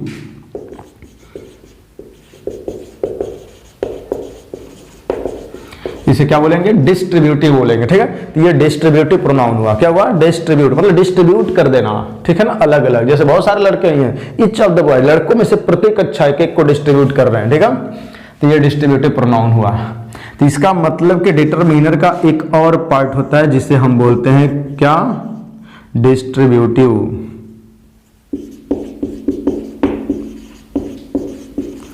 यानी कि बोलेंगे डिस्ट्रीब्यूटिव एडजेक्टिव, यहां लिख रहे हैं, ठीक है। यानी कि ये जो चार दिख रहे हैं आपको, ये चार हमारे पार्ट बने किसके? आपने बोला सर ये बने डिटरमिनर के, यानी कि ये सब एडजेक्टिव ही हैं। ये सब क्या है? एडजेक्टिव ही हैं। लेकिन पुराने ग्रामर में इसे हम सिर्फ एडजेक्टिव के नाम से जानते थे, लेकिन मॉडर्न इंग्लिश में हुआ क्या कि ये डिटरमाइन किए थे कि मेरे बाद एक नाउन चाहिए हमेशा, तो हमारे जो ग्रामरियंस थे इनको अलग कर दिए, जो जो नाउन की जिद पे पड़े थे कि मुझे नाउन चाहिए, तो उनको अलग करके नया नाम दिए कि ये डिटरमिनर है, डिटरमाइन किए हैं, और ये एडजेक्टिव के नाम से ही जाने गए, पुराने नाम से। मतलब इनमें से जो नाउन की रिक्वायरमेंट थी, जिनको जरूरत थी, उनको अलग कर दिया गया और वो चार ये एडजेक्टिव बने। तो आपको यहां से क्लियर हो रहा होगा कि ये एक एडजेक्टिव का ही पार्ट है। इसे आप आर्टिकल्स कहें या आप डिटरमिनर कहें या एडजेक्टिव कहें, कोई फर्क नहीं पड़ता। वैसे इनमें भी हैं, इनमें भी हैं, इनमें भी हैं। इन सबको पजेसिव एडजेक्टिव कहिए, डिटरमिनर कहिए या सिर्फ एडजेक्टिव कह लीजिए, एडजेक्टिव ही है, ठीक है, या डिटरमिनर कहिए। वैसे इनको भी कह सकते हैं, ठीक है। तो इन सबको हम क्या कह सकते हैं बताइए? डिटरमिनर कह सकते हैं, एडजेक्टिव भी कह सकते हैं, ठीक है। और इनके अलग नाम आर्टिकल्स भी है, ये तो आर्टिकल्स भी कह सकते हैं। तो यहां से आप मेरी बात समझ पाए होंगे। मैं तभी से क्या समझाने की कोशिश किया कि जो आर्टिकल्स है वो एडजेक्टिव का ही एक पार्ट है, ये एडजेक्टिव से अलग नहीं है। इसलिए हमारे जो ग्रामरियंस थे वो हमारे पूरे वर्ड्स को डिवाइड करने की जब कोशिश की, इंग्लिश के वर्ड्स को, तो उन लोगों ने उन्हें 8 भागों में ही बांटा, यानी कि आर्टिकल्स को वो एडजेक्टिव के अंदर ही रखे। क्या आप मेरी बात समझ पा रहे हैं ना? समझ रहे होंगे। तो यहां से अब मैं इसे इरेज करूंगा और एडजेक्टिव के बाद के कौन सी टॉपिक आ सकती है? आपने बोला सर वर्ब आ सकता है, तो चलिए अब हम वर्ब को देखते हैं कि आखिरकार ये वर्ब होता क्या है, ठीक है। अभी हमने क्या कर रहे हैं? हम लोग आइडेंटिफिकेशन सीख रहे हैं, किसकी? पार्ट्स ऑफ स्पीच की। और इस पार्ट्स ऑफ स्पीच की आइडेंटिफिकेशन सीख लेंगे और इसके बाद जस्ट आप नेक्स्ट वीडियो में आप देखेंगे नाउन के आइडेंटिफिकेशन को बहुत डीप में। उसके बाद नाउन टॉपिक हमारा चलता रहेगा, ओके। तो आइए अब हम बात करते हैं किस चीज के? एडजेक्टिव के बाद वर्ब की, कि आखिरकार ये वर्ब है क्या, ओके। अब मैं बताऊंगा, मैं आपसे एक सेंटेंस पूछूंगा, ही प्लेड क्रिकेट, वो कल क्रिकेट, वह क्रिकेट खेला, ही प्लेड क्रिकेट, वह क्रिकेट खेला या खेला था? वह क्रिकेट खेला था या नहीं? आपने बोला हाँ सर, ही प्लेड क्रिकेट, वो क्रिकेट खेला था। मैं पूछूंगा अरे कब खेला था? आपने कहा सर पास्ट की बात हो रही है, अब थोड़ी ना खेलता है, प्रेजेंट में ना खेलेगा, वो खेला था। तो ये एक वर्ब है, तो ये आपको बता क्या रहा है? आपने बोला सर ये एक्शन बता रहे हैं, प्ले एक एक्शन है, जैसे वो खेलता है, जैसे मैं यहां से चलता हूं, चल रहा हूं, एक्शन है, ठीक है। ऐसे मान लीजिए कोई दौड़ रहा है तो एक्शन है। फिर आएगा क्या? जैसे मैं लिख रहा हूं, लिखना भी एक्शन है, समझ रहे हैं। जैसे मैं पढ़ा रहा हूं, पढ़ाना भी एक्शन है। ऐसे क्या हुआ? जैसे कोई काम हो रहे हैं वो एक्शन है। तो ये प्ले, खेलने का एक काम है ना, तो ये एक्शन को बता रहे हैं। एक्शन मतलब कार्य को, ये किसी काम को बता रहे हैं। तो वर्ब हमारा बताता क्या है? आपने बोला सर ये एक्शन बताता है। क्या बताता है? एक्शन। ये क्या बताता है? Action, okay. फिर मैं पूछूंगा ही प्लेड क्रिकेट, तो उसने क्रिकेट खेला। मैं पूछूंगा कब खेला, तो आपको ऐसा नहीं लग रहा है कि इस वर्ब से पता चल रहा है कि ये बात पास्ट की चल रही है, कि वो पास्ट में खेला। तो ये पास्ट क्या है, ये है क्या, आपने बोला सर ये एक टाइम है। क्या है, टाइम। कहीं ना कहीं वर्ब टाइम को भी बताता है कि नहीं, कहीं ना कहीं ये वर्ब टाइम को भी बताता है। तो आप ऐसा बोल सकते हैं कि वर्ब एक्शन बताता है और वर्ब टाइम को भी बताता है। ओके। फिर मैं आगे एक और सेंटेंस लिखूंगा, ठीक है, इसको इरेज कर देता हूं और फिर मैं लिखूंगा जैसे आई हैव अ कार, ठीक है, ये बढ़िया example. I have a car, मेरे पास एक कार है। किसके पास कार है, आपने बोला सर मेरे पास, मतलब मेरे पास, आपने बोला कि आपके पास, यानी कि मेरे पास, ठीक है। आई हैव अ कार, मेरे पास एक कार है। किसके पास, मेरे पास। तो जब ये कार मेरे पास है तो ये बताइए कि उस कार पे अधिकार किसका होगा, मेरा या किसी और का। आपने बोला सर जब आपके पास है तो आपका है, तो ये कार मेरी है यानी कि मेरे पास है, तो इस पे मेरा अधिकार हुआ। तो आपको ऐसा नहीं लग रहा कि ये जो वर्ब है ये दिखा रहा है इस कार पे किसका अधिकार है, मतलब ये कार किसकी पोजीशन हो गई। पोजीशन मतलब जो अधिकार दिखाते हैं उस वर्ब को हम पोजीशन कहते हैं। क्या कहते हैं, पोजीशन। उसे क्या कहते हैं, पोजीशन। यानी कि वर्ब कहीं ना कहीं पोजीशन में दिखाता है, ठीक है ना, कि आई हैव अ कार, मेरे पास एक कार है तो इस कार पे मेरा अधिकार हुआ। पोजीशन मीन्स अधिकार, याद कर लेंगे। तो आप बोलेंगे कि सर इसका मतलब ये जो वर्ब होता है ये कहीं ना कहीं पोजीशन को भी शो करता है ना, बिल्कुल करता है। तो ये पोजीशन को भी शो करता है। तो जो वर्ब क्या होता है, बोलेंगे जो एक्शन बताए, जो टाइम बताए, जो पोजीशन बताए। क्या कुछ और भी बता सकता है, बिल्कुल बता सकता है। जैसे इसके लिए ना एक और एग्जांपल आपके यहां लिखने की कोशिश करूंगा। कोशिश मैंने ये की कि मैंने बोला Mohan is a boy, Mohan एक बॉय है, मतलब एक लड़का है। फिर मैं कहूंगा ये इज क्या है, आपने बोला सर ये इज तो एक वर्ब है, बिल्कुल है। मोहन क्या है, ये एक नाउन है या सब्जेक्ट है बोल सकते हैं, ये भी एक नाउन है, मतलब और ये आर्टिकल्स, ये सब तो पता है आपको। ये इज क्या है, वर्ब। लेकिन वर्ब दिखा क्या रहा है, तो आपने बोला सर ये ना इज हैपनिंग को दिखा रहा है कि कोई चीज क्या है, हैपनिंग मतलब जैसे मोहन है क्या, एक बॉय है, तो जो हैपनिंग को बताएगी कोई चीज क्या है, जैसे Mohan is a boy, Mohan एक बॉय है। मोहन इज अ डॉक्टर, यहाँ डॉक्टर भी लिख सकते हैं बॉय के जगह पे, यहाँ पे क्या लिख सकते हैं, डॉक्टर। तो मोहन एक डॉक्टर है, जैसे Mohan is a teacher, Mohan एक टीचर है, ऐसा लिख सकते हैं हम। यानी कि मोहन क्या है, तो कोई भी चीज, मोहन नहीं कोई भी चीज आखिरकार वो है क्या, मतलब है क्या, जिस चीज, जो नाउन होते हैं, नाउन नेम मतलब ऐसे वर्ब जो किसी नाउन या प्रोनाउन को या किसी भी चीज को क्या है ये होना दर्शाए, मतलब उसके हैपनिंग को बताए कोई चीज है क्या, उस वर्ब को हम हैपनिंग वर्ब कहते हैं। कौन से वर्ब, हैपनिंग। तो ये जो वर्ब होता है हैपनिंग को भी दर्शाता है कि कोई चीज है क्या। और इसी हैपनिंग को हम चाहें तो स्टेटिव वर्ब भी, मतलब स्टेटिव वर्ब भी कहते हैं, तो इसे हम स्टेट भी कह सकते हैं। स्टेट बता रहा है, अवस्था बता रहा है कि मोहन की क्या अवस्था है, वो एक लड़का है, अभी वो डॉक्टर है, वो टीचर है, जैसे साइंस में पढ़ते होंगे पदार्थ की अवस्थाएं, ठीक है ना, state of matter, solid, liquid, gas, plasma, Bose Einstein वगैरह पढ़ते होंगे। वैसी पदार्थों की 5 अवस्थाएं होती हैं। इसमें बहुत सारी तरह की हमारे हर वस्तु की अलग अलग अवस्थाएं होती है, इंसानों की अलग अवस्था होती है। उस अवस्था को जो दिखा दे वर्ब ना, उसी को हम कहते हैं स्टेटिव वर्ब। ओके, तो यहाँ पे इसे हम स्टेटिव वर्ब्स भी कह के चल सकते हैं। आगे हम सीखेंगे इसी हैपनिंग को हम स्टेटिव वर्ब भी कहते हैं। क्या कहते हैं, मतलब ये स्टेट दिखा रहा है, क्या दिखा रहा है, स्टेट, अवस्था को दिखा रहा है, अवस्था बोलते हैं हिंदी में, अवस्था, ठीक है। ऐसे ही हमारे वर्ब ना और भी कुछ चीजें दिखा सकते हैं, लेकिन ये मेनली हमारे वर्ब यही चीज बताते हैं, एक्शन, टाइम, पोजीशन और हैपनिंग। और इनको चाहे तो आप ऐसा सिर्फ कह सकते हैं जो एक्शन का टाइम बताए, पोजीशन का टाइम बताए, हैपनिंग का टाइम बताए। ये टाइम किसी भी चीज का बताता है, मतलब कोई एक्शन हुआ उसका टाइम, पोजीशन हुआ उसका टाइम, हैपनिंग हुआ उसका टाइम बताएगा, उसे हम क्या कहते हैं, वर्ब। ओके, मतलब जो एक्शन, पोजीशन और हैपनिंग के टाइम को बताए। टाइम हमारे एडवर्ब भी बताते हैं, लेकिन ये साथ साथ में ना एक्शन भी बताएगा, टाइम भी बताएगा, और पोजीशन और टाइम बताएगा, हैपनिंग और टाइम, मतलब दो दो चीज एक साथ बताएगा। एक्शन के साथ साथ टाइम, पोजीशन के साथ साथ टाइम, हैपनिंग के साथ साथ टाइम। जैसे हैपनिंग को बता रहे कि मोहन है एक बॉय, लेकिन किस टाइम पे, प्रेजेंट में है, प्रेजेंट का टाइम बताया, मतलब हैपनिंग भी साथ में है, टाइम भी साथ में है।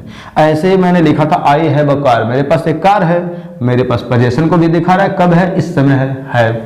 आई हैड अ कार, मेरे पास एक कार थी पास्ट में कभी, यानी कि इस समय नहीं है, तो पोजीशन दिखा रहा है लेकिन पास्ट के टाइम का, तो साथ में पोजीशन भी टाइम भी, मतलब दो दो चीज साथ में दिखा, action time, position time, happening time, वो होते हैं हमारे वर्ब। क्या आप मेरी बात समझ पा रहे हैं, क्या मैं आपको समझा पा रहा हूं या नहीं? चलिए, अगर आपको समझ में आ रहा हो तो अच्छी बात है, हम आगे की तरफ बढ़ते हैं। अब यहां से आप समझ पाओगे वर्ब क्या है। वर्ब के आगे अगले टॉपिक की बात करूंगा, वो जो आता है, कौन सा टॉपिक होता है, एडवर्ब। क्या होता है, एडवर्ब। अब देखिए, एडवर्ब को पहचानने का एक आसान सा फंडा ये होता है ना, क्या होता है कि हम कुछ क्वेश्चंस कर लेते हैं जिसको मोटे तौर पर एडवर्ब को पहचान लेते हैं। अब वो क्वेश्चंस हम क्या क्या करेंगे ना, ध्यान से सुनेंगे। जो हमारे एडवर्ब होते हैं, कौन, ये एडवर्ब जो होते हैं ना, इनको पहचानने का तरीका ये होता है कि किसी एक्शन में डिटेल सेट करेगा, यानी कि जो एक्शन हुआ ये कहाँ हुआ, वेयर, मतलब वेयर का जो रिप्लाई हुआ एडवर्ब। एक्शन कैसे हुआ, मतलब हाउ का रिप्लाई एडवर्ब। एक्शन कब हुआ, यानी कि व्हेन का रिप्लाई एडवर्ब। एक्शन क्यों हुआ, यानी कि वाई का रिप्लाई एडवर्ब। एक्शन कब कब होता है, मतलब हाउ ऑफन, तो ये हुआ हमारा एडवर्ब। यानी कि ये जो 5 वर्ड दिख रहे हैं इनको आप लर्न कर लेंगे और इनके आंसर्स हमारे एडवर्ब हो जाते हैं। इनके आंसर्स क्या हो जाते हैं, एडवर्ब। यानी कि मोटे तौर पे एडवर्ब को ये पहचानने का तरीका रहा। जैसे एग्जांपल से समझा रहा हूं, जैसे आएगा मोहन वेंट देयर, मोहन वहां गया था, मोहन वेंट देयर। मैं पूछूंगा मोहन वेंट देयर, मोहन वहां गया था। आपने पूछा सर कहां गया था, वेयर पूछा, आपने पूछा सर मोहन वेंट, मैंने बोला मोहन वेंट देयर, मोहन वहां गया था। आपने पूछा सर वेयर, कहां, आपने वेयर से प्रश्न पूछ दिया और वेयर का जो रिप्लाई बना कि देयर, भाई वहां गया था, तो जो वेयर का रिप्लाई आता है उसे हम एडवर्ब कहते हैं। यानी कि जो लिखा गया वर्ड है ये एक एडवर्ब है। ये इनको आगे चल के हम एडवर्ब में डिटेल से पढ़ेंगे, इन्हें हम एडवर्ब ऑफ प्लेस भी कहते हैं, ठीक है। लेकिन फिलहाल हमें बस एडवर्ब जानना है यहाँ पे, ठीक। जैसे मैंने बोला ही प्लेड, उसने खेला, क्या, आपने बोला क्रिकेट, मैंने पूछा कैसे खेला, आपने बोला बहुत अच्छा खेला, वेल, अच्छा खेला। तो ही प्लेड क्रिकेट वेल, उसने क्रिकेट खेला कैसा, कैसा खेला भाई, आपने बोला सर अच्छा खेला। तो वेल क्या हुआ, हाउ का रिप्लाई हुआ। इसे भी हम क्या कहेंगे, एडवर्ब कहेंगे। क्या कहेंगे, एडवर्ब। क्या आप मेरी बात समझ पा रहे हैं? ऐसे ही ना किसी न किसी चीज का, मतलब इनको लगा लगा करके आप प्रश्न करेंगे, जो आंसर आएंगे वो एडवर्ब होंगे। एक और लिख दे रहा हूं यहां पे, जैसे मैं लिख दे रहा हूं ही प्लेड क्रिकेट, उसने क्रिकेट खेला। यस्टरडे, यस्टरडे मीन्स कल। ही प्लेड क्रिकेट यस्टरडे, वह कल क्रिकेट खेला या वह कल क्रिकेट खेला था। तो ही प्लेड क्रिकेट, उसने क्रिकेट खेला। मैंने पूछा अरे कब खेला, आपने बोला सर कल खेला। यानी कि आपको ऐसा नहीं लग रहा है वेन का रिप्लाई बना, तो वो भी एक एडवर्ब हुआ। ओके, अब बाकी चीजों को ना हम एडवर्ब के टॉपिक में डिटेल में समझेंगे। यहाँ पे अपने मोटे तौर पे आप एडवर्ब को समझ सकते हैं कि आखिरकार एडवर्ब है क्या। ओके, क्लियर है ना? हाँ, चलिए तो आगे बढ़ते हैं। एडवर्ब से अगले टॉपिक की बात करते हैं। इसके जो बाद की टॉपिक होती है ना, क्या कहते हैं उसे, आप बताएंगे जरा? हाँ, बताने की कोशिश कीजिए। इसके बाद कौन सी टॉपिक आती है एडवर्ब के बाद? हाँ बिल्कुल, आपने बिल्कुल सही बोला। क्या आता है? प्रीपोजिशन आता है। क्या आता है? प्रीपोजिशन। ठीक है, अब इसमें से कुछ सोचेंगे मैंने तो प्रीपोजिशन बोला नहीं। चलिए, जो भी होता है प्रीपोजिशन को यहां पहले देख लेते हैं। अब देखिए प्रीपोजिशन ना, प्रीपोजिशन को आप ऐसा मानेंगे कि ये एक रिलेटिंग वर्ड होता है। क्या? रिलेटिंग वर्ड, मतलब जो रिलेशन बताने वाला शब्द होता है उससे हम बोलते हैं रिलेटिंग वर्ड या प्रीपोजिशन। मतलब ये रिलेशन बताएगा। क्या बताएगा? क्या बताएगा? आपने बोला सर रिलेशन बताएगा। क्या बताएगा? रिलेशन। रिलेशन समझते हैं, संबंध, किसी का किसी से संबंध होता है, रिलेशन। जैसे मेरा और आपके बीच का क्या संबंध है कि मैं आपका टीचर और आप मेरे स्टूडेंट। वैसा ही जब भी किसी का किसी से रिलेशन बताते हैं उसमें कम से कम 2 लोग होने चाहिए। कितने लोग होने चाहिए? 2 लोग। कितने लोग? 2। तो इसका रिलेशन इसके साथ बताएंगे, इसका इसके साथ और इसका इसके साथ। अब मैं कहूंगा ये अकेला है, इसका रिलेशन बताइए। आप कहेंगे पागल हो गए क्या सर, एक का रिलेशन मैं कैसे बता सकता हूं, ये अकेला है। अरे इसका रिलेशन मैं किसके साथ बताऊं, उसको भी तो बताइए। यानी कि आप समझ रहे होंगे कि 2 लोग तो चाहिए रिलेशन बताने के लिए। यानी कि रिलेशन में कम से कम 2 लोगों की जरूरत है। अकेला रिलेशन किसी का थोड़ी ना बता पाएंगे, किसी के साथ बताएंगे। तो वही चीज है कि जो प्रीपोजिशन है ना, ये क्या करता है? रिलेशन बताता है। किसका? किसी शब्द का। तो किसी शब्द का जब रिलेशन बताएगा तो किसी दूसरे शब्द के साथ बताएगा, अकेला थोड़ी ना बता पाएगा। तो ऐसे बोलेंगे कि प्रीपोजिशन, अब आप ना जब प्रीपोजिशन पढ़ेंगे तो इसको मैं डिटेल में बताऊंगा कि प्री प्लस पोजीशन नामक वर्ड 2 वर्डों से मिलकर बना है। प्री मीन्स पहले, पोजीशन मीन्स प्लेस। इसका प्लेस कहां होता है? पहले। किसके पहले? किसी नाउन प्रोनाउन के पहले। और आकर उस नाउन प्रोनाउन को क्या करता है? रिलेशन बताता है। जैसे मैं लिखूंगा ही किल्ड अ बर्ड, उसने एक बर्ड को मार दिया। मैं पूछूंगा किससे? आपने बोला विथ अ गन, एक बंदूक से मार दिया। He killed a bird with a gun, उसने एक बंदूक से एक चिड़िए को मार दिया। अब ये एक वर्ड है, ये एक वर्ड है, ये भी है, ये भी है, ये भी है और ये मिल करके मतलब विद अ गन। अब देखिए विथ एक प्रीपोजिशन है ना? आपने बोला सर बिल्कुल है कि नहीं? और इस प्रीपोजिशन के बाद ये जो गन आया है ये क्या है? आपने बोला सर इस प्रीपोजिशन का ऑब्जेक्ट है और इसे हम नाउन कहते हैं। नाउन ही ऑब्जेक्ट बनता है। आगे चल के सीखेंगे हम ये सारी चीजों को, ठीक है? तो ये एक नाउन हुआ और ये सब आगे चल के सीखेंगे। ये प्रीपोजिशनल फ्रेज बनते हैं, जाकर सेंटेंस में एडजेक्टिव एडवर्ब का काम करते हैं, वो सबको हम बाद में देखेंगे। फिलहाल यहां हमें सीखना इस प्रीपोजिशन को कि आखिरकार ये है क्या। तो आपने बोला सर ये रिलेटिंग वर्ड है, मतलब रिलेशन बताने वाला शब्द है। तो आप कहेंगे सर ये जब रिलेशन बताने वाला शब्द है प्रीपोजिशन, आप पूछेंगे ना कि सर जब ये प्रीपोजिशन रिलेशन बताने वाला शब्द है तो इसका मतलब ये रिलेशन बता रहा होगा इसका। मैं कहूंगा बिल्कुल बता रहा है। आप कहेंगे जब इसका रिलेशन बता रहा हो तो किसी के साथ बता रहा होगा। मैं कहूंगा हाँ, कहूंगा ना, क्योंकि मैं ही बताऊंगा रिलेशन में 2 लोग होने चाहिए। तो इसका रिलेशन बता रहा है तो आप कहेंगे सर किसके साथ बता रहा है? तो मैं सेंटेंस में बोलूंगा बहुत सारे शब्द इनमें से किसी के साथ भी बता सकता है। तो आप कहेंगे किसी के साथ बता रहा है तो हमें पता कैसे चलेगा कि वो किसके साथ बता रहा है? तो अब इसको कोशिश करते हैं हम लोग पहचानने की कि किसके साथ बता रहा है। तो विद अ गन मींस एक बंदूक से, विद अ गन मींस एक बंदूक से। अब बोलेंगे कि एक बंदूक से बर्ड, बर्ड मींस चिड़िया, एक बंदूक से चिड़िया। कहेंगे सर ऐसा कोई मीनिंग नहीं बन रहा है, मीनिंगलेस लग रहा है। एक बंदूक से चिड़िया, इसका क्या मतलब है? कोई मतलब नहीं है।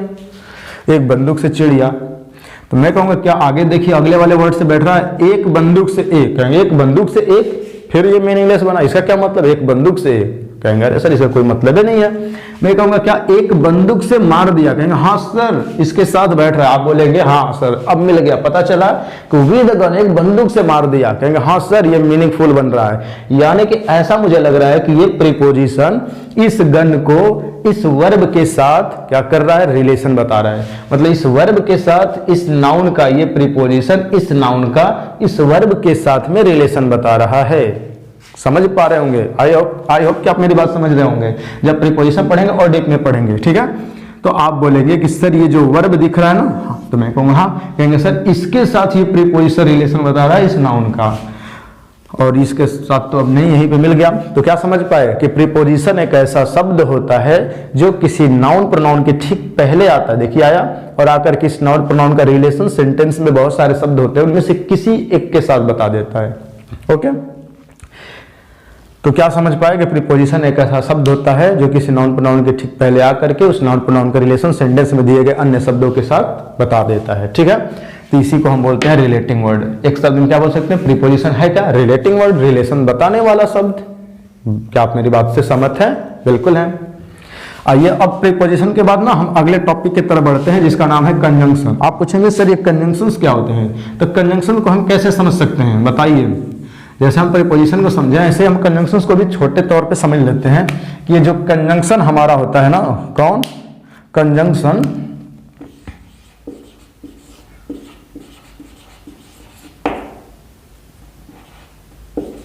ये जो कंजंक्शंस होता है ये क्या होता है, तो आप बोलेंगे सर ये जो कंजंक्शंस होता है इसको हम ना ऐसा भी बोल सकते हैं कि ये एक ज्वाइनिंग वर्ड होता है। कौन सा वर्ड, ज्वाइनिंग वर्ड, यानी कि जोड़ने वाला शब्द।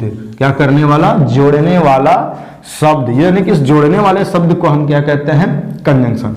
कहेंगे सर जोड़ने वाला, इसको कैसे जोड़ेंगे, इस एक मार्कर को दूसरे मार्कर से फेविक्विक से जोड़ देंगे क्या? मैं कहूँगा अरे नहीं, किसको जोड़ेगा, तो बोलेंगे कि सर ये एक वर्ड को ना दूसरे किसी वर्ड के साथ में जोड़ेगा। एक वर्ड यहाँ, एक वर्ड यहाँ, दोनों को ये जोड़ देगा, ऐसे जोड़ेगा, फेविक्विक से नहीं।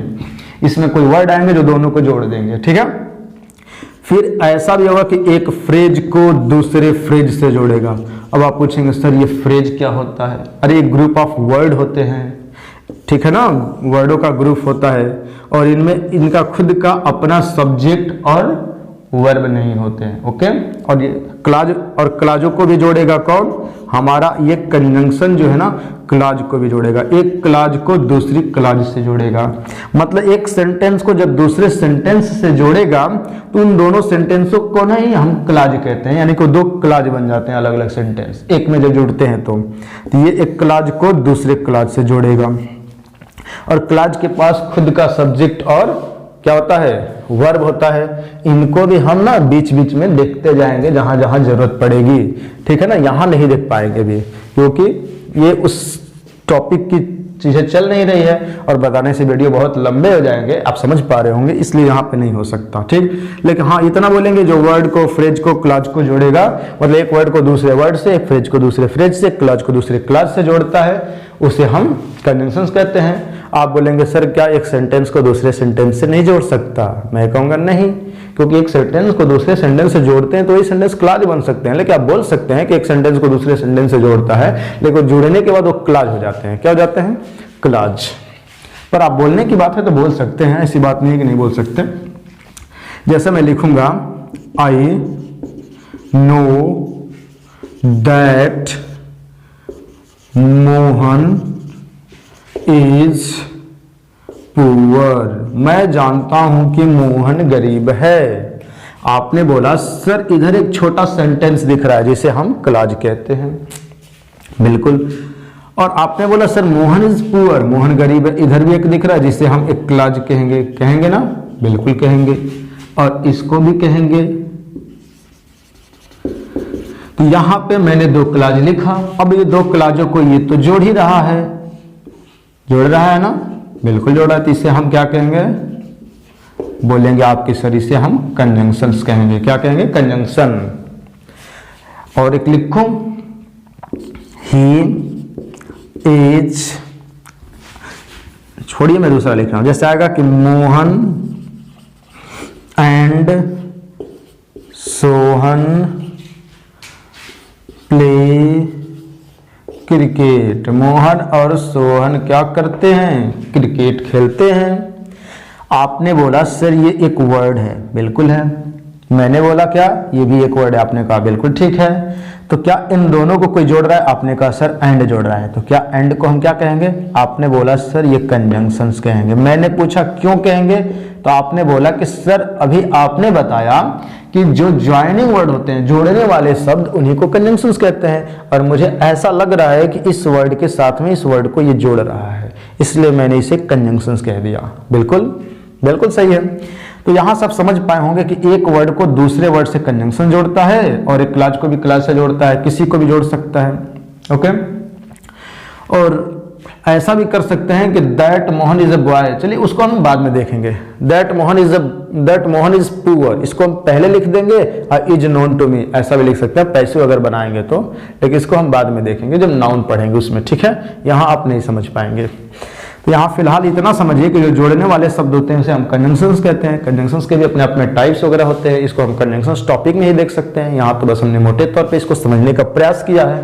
ओके, तो मैं यहाँ अब ये आशा करके बैठूंगा, मतलब आशा मैं आपसे ये करूंगा कि आप ना यहाँ तक मेरी बात समझ पाए होंगे। कंजंक्शंस क्या है, कंजंक्शंस के बाद ना कौन सी टॉपिक आती है, आपने बोला इंटरजेक्शन। लेकिन एक और बात आपको बता दूं, बोलिए। तो आपने कहा ठीक है सर बताइए। देखिए बताते ये है ना कि जो इंटरजेक्शन हमारे होते हैं ना, इनसे किसी एग्जाम में क्वेश्चंस नहीं आते हैं। कोई भी एग्जाम आप देखिएगा ना, इंटरजेक्शन से कोई क्वेश्चंस नहीं बनते हैं। अब फिर आप कहेंगे सर तब वो बना क्यों है? बना है जो अचानक सडन फीलिंग को बताता है, अचानक कोई चीज हमारे मुख से निकल जाती है, उसे हम बोलते हैं। ठीक है, जैसे आपने मैच खेल रहे थे, आप मैच जीत लिए। जब आप मैच जीते तो अचानक आपके माउथ से निकलेगा hooray we have won the match, बोलेंगे वाह मैंने मैच जीत लिया, वाह वाह ऐसे बोलते हैं ना, हुर्रे वाह बोलते हैं, आश्चर्य, अल्लाह किसी की डेथ हो जाती है, दुख की बात होती है।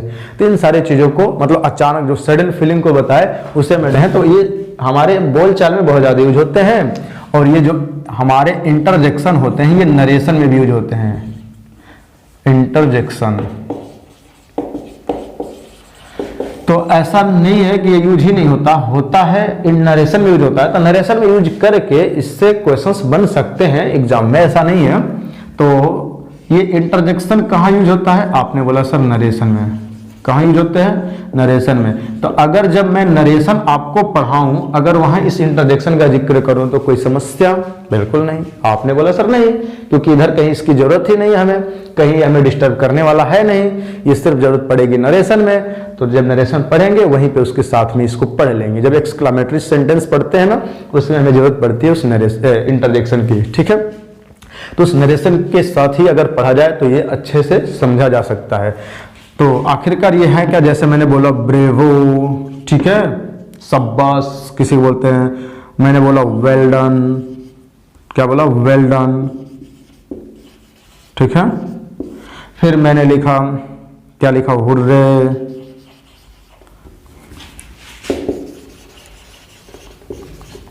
ऐसा। फिर मैंने लिखा अल्लास, दुख व्यक्त करने के लिए, ठीक है ना। वाव, जब आश्चर्य हो जाते हैं, सरप्राइज तो बोलते हैं। तो क्या समझे, ये कुछ छोटे छोटे वर्ड होते हैं जो सडन फीलिंग को हमारे बताते हैं, इन्हें हम क्या कहते हैं? आपने बोला सर इन्हें हम इंटरजेक्शंस कहते हैं। तो बस आज आपका टॉपिक यहीं पे कंप्लीट होता है। अब इस इंटरजेक्शन को मैं नरेशन में देखूंगा, और फिर आपसे हम नेक्स्ट वीडियो में मिलेंगे एक अच्छे टॉपिक के साथ, जिसका नाम होगा, आप समझ पाए होंगे, नाउन आइडेंटिफिकेशन पे। किस पे होगा? Noun identification. कब नाउन को हम कैसे आइडेंटिफाई करें? आपने कहा सर ये तो आपने बता दिया है इसी वीडियो में। मैंने कहा कि यहाँ पे हर एक पार्ट ऑफ स्पीच को मैंने शॉर्ट में बताया। ओके, अब इसको हम डीप में पढ़ेंगे, नाउन आइडेंटिफिकेशन। और नाउन के बारे में बहुत सारी चीजें हैं, एग्जाम में क्वेश्चंस बनते कैसे हैं, आते कैसे हैं, उसको सॉल्व कैसे करते हैं, इन सारी चीजों के ऊपर हम अब पढ़ने वाले हैं। अब एक एक वीडियो ऐसे आप देखते जाएंगे। तो आज के लिए बस इतना ही, आप देखते रहिए, और देखने के लिए थैंक यू।